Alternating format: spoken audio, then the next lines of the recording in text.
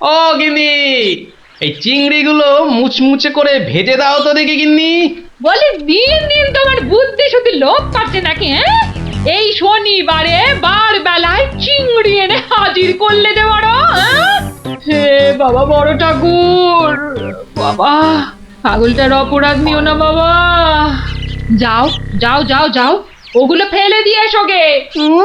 ফেলে দিয়ে এসো গে? অত সস্তা? ফেলে দিলেই হলো? এ যে সে মাছ নয় গিন্নি, এ হচ্ছে পুরস্কার আনবার মাছ। পুরস্কার আনবার মাছ? ব্যাপারটা কি? একটু খোলসা করে বলো দেখি। আরে বাবা, আগে যা বলি শোনো, শোনো দেখি। সত্যি গো, তোমার কত বুদ্ধি। দাও দাও দাও দাও, আমি এক্ষুনি মাছগুলো ভেজে রাখছি।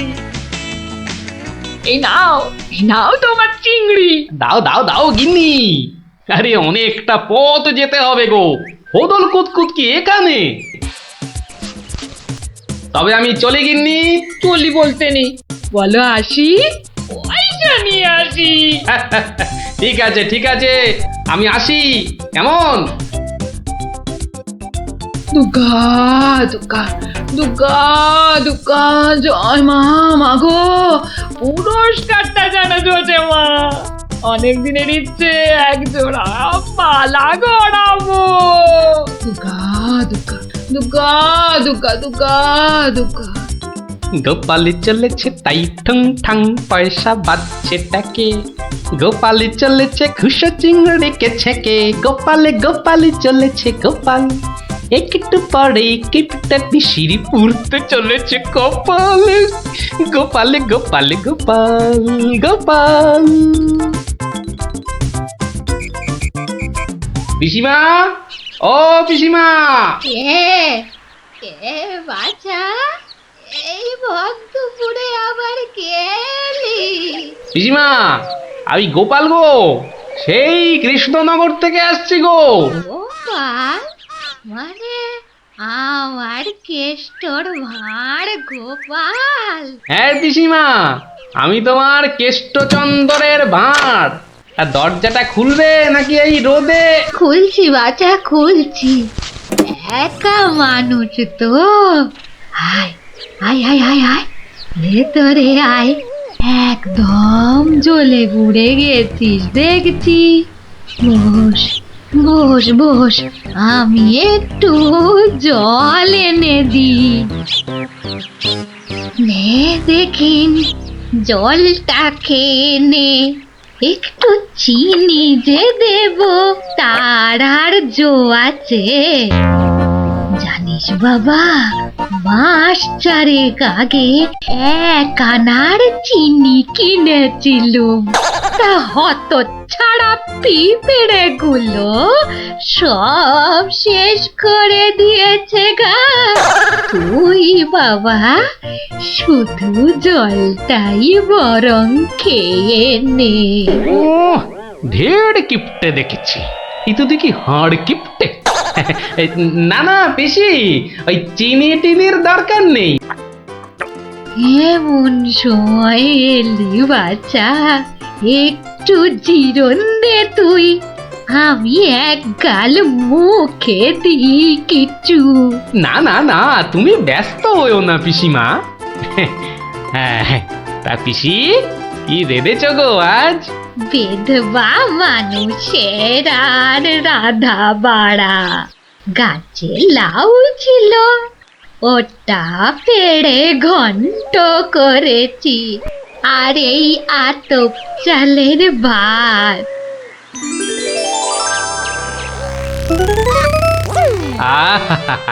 লাউ ঘন্ট, কতদিন যে খাইনি পিসি। আমার তারে খানিক রেখো কিন্তু, এত দূর এলাম, তোমার পাতের একটু পেশাব না নিয়ে যাই কি করে বলো তো? আচ্ছা আচ্ছা, আমি নয় খাবার শেষে পাতে খানিকটা রেখে দেব খন, তুই খেয়ে নিস। খানিক বেশি করে রেখো পিসিমা, অনেকটা হাঁটতে হাঁটতে এসেছি তো, ও খিদেটাও চাগার দিয়ে উঠেছে বুঝলে। একা লোকের রান্না, বেশি কোথায় পাবো শুনি? তা আমি একটু কম খেয়ে না হয় তোর জন্য রেখে দেব। হতভাগাটা আসার আর সময় পেল না, ঠিক খাবার সময় এসে হাজির। নে গোপাল, আমার হয়ে গেছে, তুই খেতে বস। আমি হাতটা ধুয়ে আসি, কেমন? এক আনার চিনি 4 মাস। এবার বলি দেখো, আজ তোমার আমি কিপ্ট আমি বার করে ছাড়বো। কই রে গোপাল, বসেছি? নে নে নে, আগে খেয়ে নে, পরে তোদের সব গল্প শুনবো। তা রান্না বান্না কেমন হয়েছে রে গোপাল? অতি উত্তম। সত্যি বলতে কি পিসিমা, এই কতদিন যে লাউ চিংড়ি খাইনি, কি বলবো তোমায়। আরেকটু হবে নাকি পিসিমা? কি বললি? লাউ চিংড়ি? তোরে কি মাথা খারাপ হয়ে গেল নাকি রে গোপাল? আমি বেদবা মানুষ, চিংড়ি মাছ আমায় খেতে আছে যে না দেবো? বললেই হলো পিসিমা, তুমি না রাঁধলে থালায় এলো কি করে শুনি? এই দেখো। কিন্তু আমি তো কই কই কই কই দেখি। হরি হরি হরি হরি হরি হরি। তুমি নিজেই তো দেখলে পিসিমা। সত্যি কথা বলতে কি, ওই বিধবা হলেও একাদিন খেতে দোষ নেই পিসিমা। তাছাড়া এই কথা ওই তুমি আর আমি শুধু জানলাম পিসিমা। বাবা গোপাল, তোর দুটি হাতে ধরে বাবা, এ কথা তুই কাউকে বলিস নে যেন। এ সত্যি না বাবা, সত্যি না। তা না হয় হলো, কিন্তু ওই মহারাজ যদি আমাকে জিজ্ঞেস করেন, তুমি তো জানো পিসিমা, আমি আমার বউকেও মিথ্যা বলতে পারি, কিন্তু মহারাজকে আমি পারবো না পিসিমা। কেষ্ট যেমন তোদের মহারাজ, আমিও তো তার পিসি নাকি? নে নে বাবা, এই কটা টাকা রাখ, কিন্তু তুমি আমাকে ভারী ফ্যাসাদে ফেললে পিসিমা। মহারাজকে মিথ্যা বলতে গেলে না পিসিমা, আরো কিছু ছাড়তে হবে। আরো? নে নে দেখ, এতে কত আছে? দেখি দেখি দেখি, একটু বেশি পেলেই ভালো হতো। তা এর বেশি নেই যখন, তখন দেখিস বাবা, এই বেদবার সম্মানটা বাঁচাস বাবা। তুমি নিশ্চিন্তে থাকো পিসিমা, আমার কথার নড়চড় হবার নয়।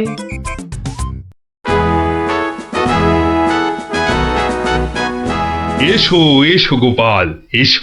কিন্তু তোমার মুখটা ওরকম বিষণ্ণ দেখাচ্ছে কেন? নিঘাত পিসিমার কাছে জব্দ হয়ে এসেছো। সে আর বলতে, আমি গোপালের মুখ দেখেই ধরেছি ব্যাটা আজ একেবারে লেজে গোবরে হয়ে গেছে। মন্ত্রীমশাই একদম ঠিক ধরেছেন। আরে বাবা, রাজামশাইয়ের পিসিমার থেকে টাকা আদায় করা কি চারটিখানি কথা? কি হলো গোপাল, তবে কি তুমি সত্যি সত্যি টাকা আদায় করতে পারোনি?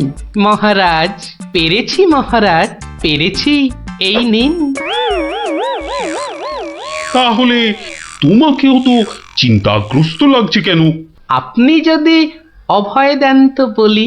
না না, তুমি তুমি নির্ভয় বলো গোপাল, নির্ভয় বলো। অভয় যখন পেয়েছি, বলছি তবে শুনুন মহারাজ।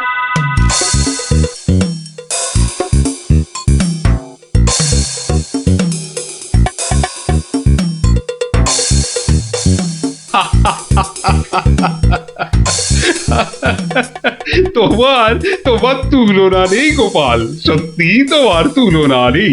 তবুও তুমি তুমি এত বিষণ্ণ কেন? আগে আপনার বিধবা পিসিকে ঠকিয়ে না না গোপাল, একদম নয়। আমি তো শুধু টাকা আদায় করতে বলেছিলাম, অন্য কোনো শর্ত তো ছিল না। তুমি তোমার বুদ্ধি দিয়ে যে কাজ করেছো তাতে আমি খুব খুশি। তাও মহারাজ। তুমি তুমি চিন্তা ছাড়ো গোপাল, চিন্তা ছাড়ো।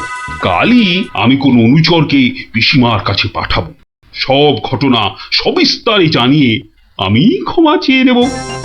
আর হ্যাঁ, তোমাকে দেওয়া পিসিমার টাকার 4 গুণ আমি ফেরত পাঠাবো। এবার আমি শান্তি পেলাম মহারাজ, আপনি যথার্থই ন্যায় বিচারক। এই নাও তোমার পুরস্কারের অর্থ। তাহলে গোপাল দাদু তুমি সবার হিসেব উল্টে দিলে, কি বলো? হ্যাঁ,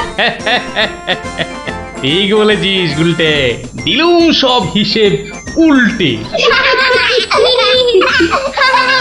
আর নয়, সন্ধে হয়ে এলো, এবার সবাই গিয়ে পড়তে বসগে, আমিও এবার উঠি।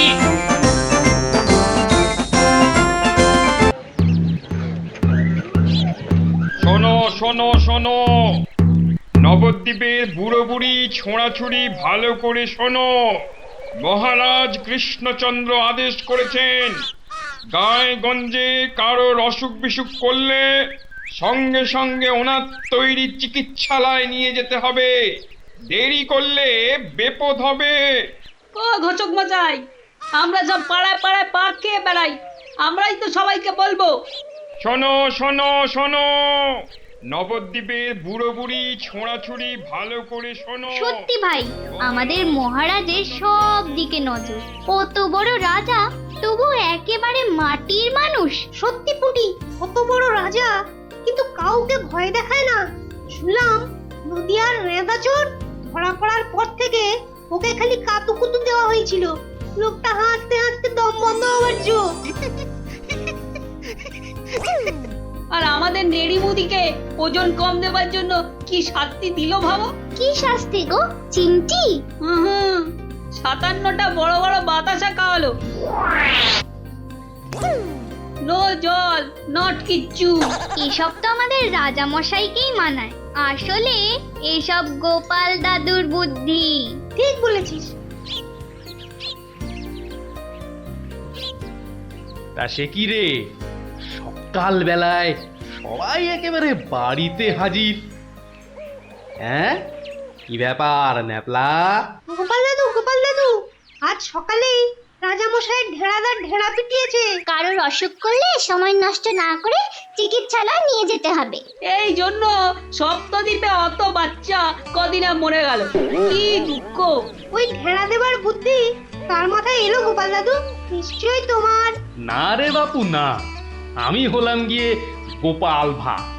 এ বুদ্ধি আমার আসে নাকি বল? হ্যাঁ, তাহলে রাজামশাইয়ের বুদ্ধি? রাজা মশাইয়েরও না। তাহলে কার বুদ্ধি? এই হলো আমাদের রাজবৈদ্য মহাশয়ের, বুঝলি?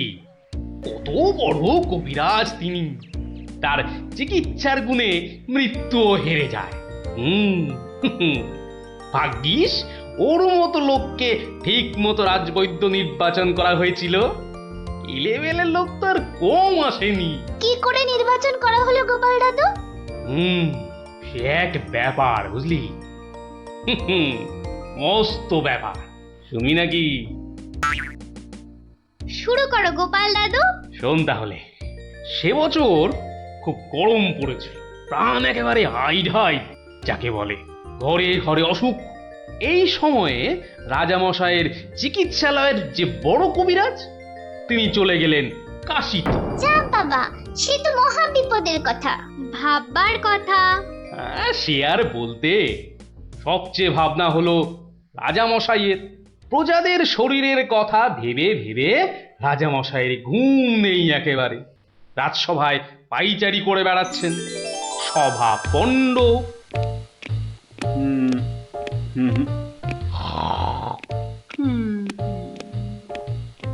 না,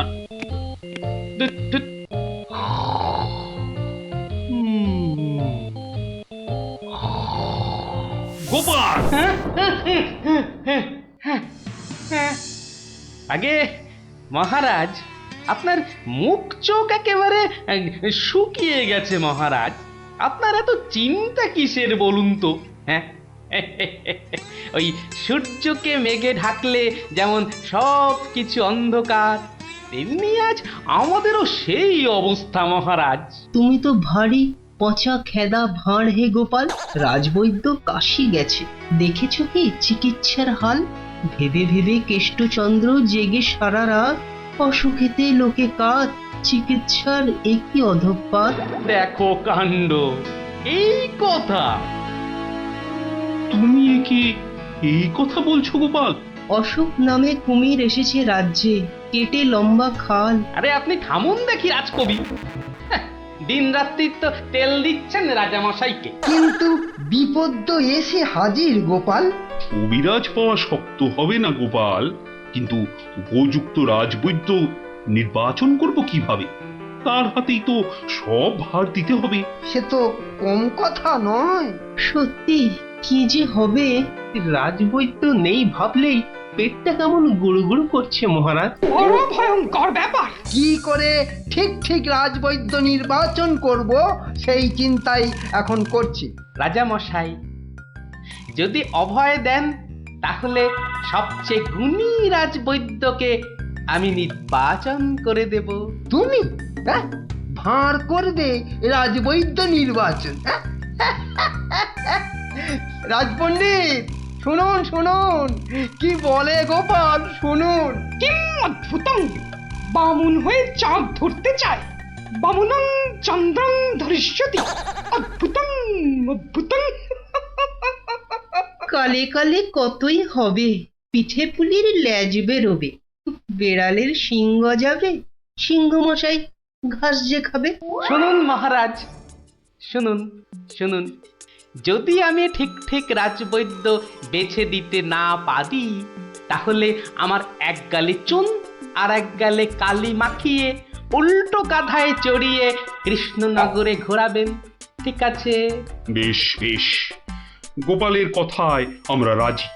বলো গোপাল, এবার কি করতে হবে? মহারাজ, ওই মন্ত্রী মশাইকে বলুন দেয়ালে দেয়ালে আপনার ঘোষণা সেঁটে দিতে।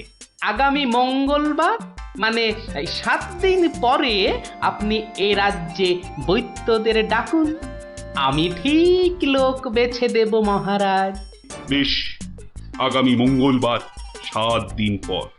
মন্ত্রী মহারাজ, করো ঘোষণা, রাজবৈদ্য চাই। যে আজ্ঞে রাজামশাই। তারপর কি হলো গোপাল দাদু? হ্যাঁ, কি হলো? হ্যাঁ, কি আবার হবে? নবদ্বীপ জুড়ে দেয়ালে দেয়ালে সাঁটা হলো রাজবৈদ্য চাই। পরের মঙ্গলবার হই হই কাণ্ড, সবাই চায় রাজবৈদ্য হতে। ময়রা নাপিত নারকোল পাড়িয়ে তারাও সব ছুটলো রাজবৈদ্য হতে। একেবারে 3000 বৈদ্য, বুঝলি? 3000? মহারাজ কৃষ্ণচন্দ্র তো গুণী মানুষ, তিনি 3000 জনের থেকে 3 জনকে বেছে দিলেন। ওদের মধ্যে থেকে বেছে দিতে হবে রাজবৈদ্যকে। 3000 বৈদ্য এসেছিলেন, বেশিরভাগই রদ্দি। অথচ বলছে আমরা সব বদ্যি। আরে চুপ করো না বাপু, রাজামশাইকে বলতে দাও না ভায়া। আমি 3000-এর মধ্যে 3 জনকে বেছেছি। এইবার তোমাকে আসল বাছা বাছতে হবে, আর ঠিক মতো না হলে এই গালে মাখিবে চুন, ওই গালে কালি, গাধায় চড়িয়া ভাঁড় খাবে গালা গালি। আমি তৈরি আছি কবি মশাই। আপনি কাকে কাকে বেছেছেন মহারাজ? মন্ত্রী মশাই, ডাকুন ওদের, এটা আপনার কর্ম। প্রথম বৈদ্য এসেছেন সেই সুদূর কিষ্কিন্ধা থেকে, নাম শ্রী শ্রীল আয়ু আচার্য দন্তলাবণ্য মহার্ণব। কোথায় কোথায়? আসুন আসুন মহার্ণব মশাই, এগিয়ে আসুন এগিয়ে আসুন। দ্বিতীয় বৈদ্য দ্বিতীয় বৈদ্য এসেছেন অলকাপুর থেকে।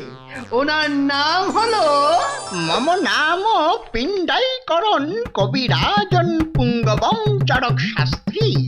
দেখো কাণ্ড, এত বড় বড় নাম মনে রাখা ভয়ানক শক্ত বুদ্ধি মশাই। আমি ওনাকে বলবো আচার্য মশাই, আর আপনাকে বলবো শাস্ত্রী মশাই। মন্ত্রী মশাই, এবার তৃতীয় কবিরাজকে ডাকুন। তৃতীয় কবিরাজের নামটা বড় ছোট, শাস্ত্রী নয়, আচার্য নয়, নবদ্বীপের লোক। খুব বয়স হয়েছে।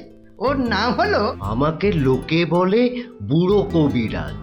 কি কি রোগের চিকিৎসা করেছেন একবার বলে দিন। বলতে গেলে আমি কোনো রোগেরই চিকিৎসা করি না, একদম আকার। অথচ আমায় যদি বলতে বলেন, এক নিঃশ্বাসে ৭৩,০০০ রোগ বলে যাব। হ্যাঁ, ওলাউটো, পেঁজরা, খোস, কাশি, সর্দি গর্মি, তরকা, কম্প, ঝম্প, শ্বেত সার, কত হলো? কে এমন মূর্খ আছে যে গুনবে ভারমশাই? ও যদি ৭৩,০০০ রোগের নাম বলে, আমি বলবো ৮৩ লাখ। সব বড় বড় রোগ, সর্দি কাশির মতো নাতি নাতনি রোগ নয়। শুনুন তাহলে, যক্ষা, রক্তাম্বু, অস্থিবাস, বেগুন চোরা, দাপট কাঁটা, তে আটকা, মরা মাছ, হাঁস পোকা। থামো থামো থামো, ও এ তো কানের পোকা, নাড়িয়ে ছেড়ে দেবে। শুধু কানে কেন মহারাজ, কানে, বগলে, নখে, সর্বত্রই পোকা নড়বে, তবে আমার নাম শাস্ত্রী। গোপাল, আর বিলম্ব করলে দেশত্যাগী হব বলে দিলাম। বেশ বেশ মহারাজ, আমি শুরু করি। আচার্য মশাই। আচার্য মশাই, এগিয়ে আসুন, এগিয়ে আসুন। না না না না, আসতে হবে না, আসতে হবে না।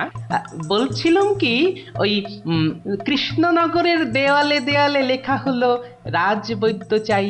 আপনি বিদেশের লোক, কি করে খবর পেলেন? সে পেতেই পারে গোপাল, মহারাজ কৃষ্ণচন্দ্রের রাজবৈদ্য বলে কথা, কম ব্যাপার নয়, বুঝেছো? বুঝেছি, সে যাকে। কবিরাজ মশাইগণ, সভাসদগণ, আপনারা সবাই জানেন আমাদের শাস্ত্রে একটা কথা আছে, শতং মারি ভবেত বৈদ্য। যে কবিরাজ যত বেশি মারতে পারবে সে তত বড় বৈদ্য। নিন আচার্য মশাই, আপনি বলুন কজন মরেছে এ পর্যন্ত? কি করে হুট করে বলি?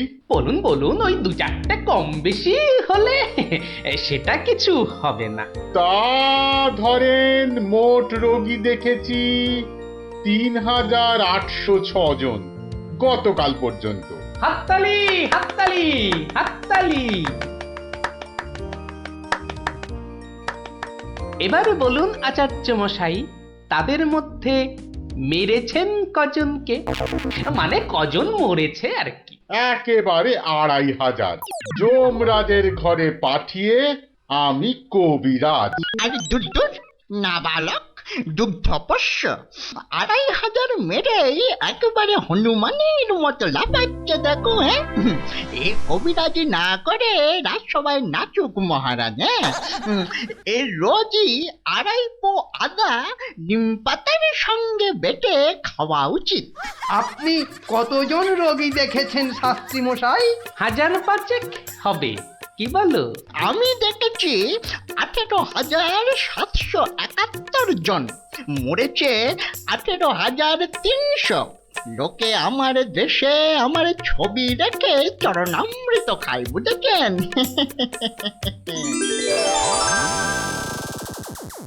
বুঝলেন তো? একবার দুজন সৈনিক দৌড়াতে দৌড়াতে এসে থামলো, খবর এনেছে ওরা। তা আমি শক্তি বাড়াবার জন্য একটু শরবত দিলাম। ওরা খেলো? খেলো, ফুলে গেল, পটাং করে ফেটে মরে গেল।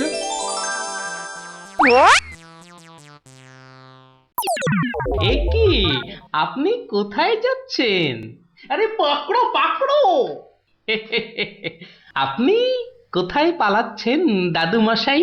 আমাকে ছেড়ে দিন মশাই, আমি এদের মতো অত গুণী নই।